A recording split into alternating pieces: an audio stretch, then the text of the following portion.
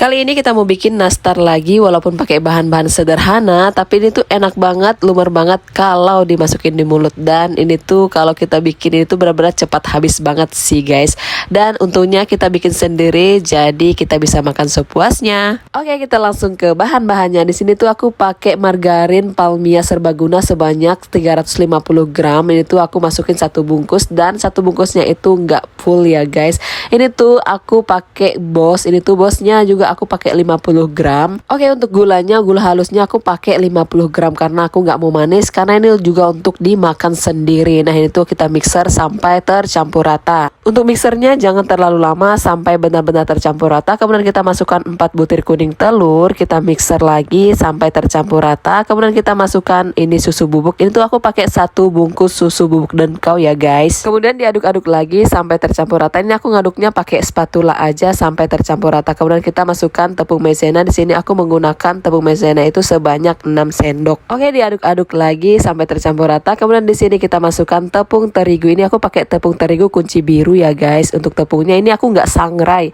Pokoknya ini langsung aku masukin. Untuk tepungnya ini aku pakai 600 gram tepung terigu. Kita aduk-aduk sampai tercampur rata sampai adonannya tuh benar-benar kalis. Nah, untuk tepungnya tuh aku masukkan bertahap ya guys. Nah, kalau bentuknya udah seperti ini kita bisa uleni pakai tangan biar adonannya tuh kalis. Nah, kalau sudah tidak lengket di tangan itu artinya adonannya siap dicetak. Nah, biar sama adonannya di sini tuh aku pakai cetakan sendok nastar. Nah, untuk takarannya aku pakai 5 ml untuk kulitnya, dan untuk isiannya itu aku pakai 2,5 ml ya guys. Dipulung-pulung kemudian dipipihkan, kemudian kita isi dengan selai nanas. Kemudian kita tutup kembali, kita pulung-pulung lagi sampai adonannya tuh mulus seperti ini ya guys. Jadi kali ini tuh aku bikinnya sama adik-adik aku. Jadi kalau bikin nastar itu kalau rame-rame seperti ini tuh nggak berasa gulungnya, jadi cepat selesai. Nah, ini tuh udah dapat 1 loyang, jadi ini aku mau panggang. Untuk panggang nastarnya di sini yang pertama di sini aku menggunakan oven listrik guys. Nah, yang selanjutnya di sini tuh aku bikin kreasi nastar bentuk bebek. Jadi ini tuh untuk seru-seruan aja sih, para bocil juga seneng banget kalau kita bikin kreasi nastar bentuk bebek ini guys. Untuk caranya juga nanti aku spill ya.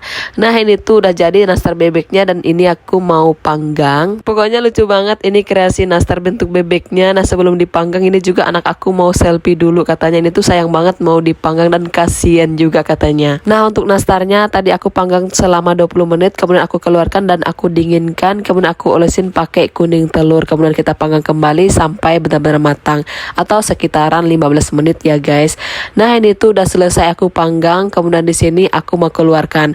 Untuk bebeknya juga udah aku panggang selama 20 menit, kemudian di sini aku mau olesin pakai kuning telur. Nah, sebelum diolesin kuning telur ini tuh dinginkan terlebih dahulu ya guys, kemudian kita panggang kembali. Kita panggang sampai benar-benar kering. Nah, kalau sudah itu kita bisa keluarkan dari oven.